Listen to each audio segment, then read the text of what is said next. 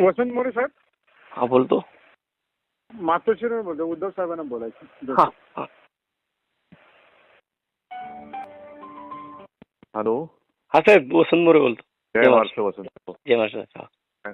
चांगलं केलं, जोरात केलं. हो साहेब, हो साहेब, दोघं तिघच होतो, पण म्हटलं आता बाकीचं कोणी येऊन काय बोलण्याच्या पलीकडे जात चाललंय सगळं प्रकार. साहेब म्हणजे तो एवढा घाणेरडा प्रकार होता तिथे ते एसटी मध्ये. 4 शिवशाहीचे एसटी बंद पडलेले आहेत आणि अक्षरशः त्या एसटी मध्ये लॉजिंग केलं हो.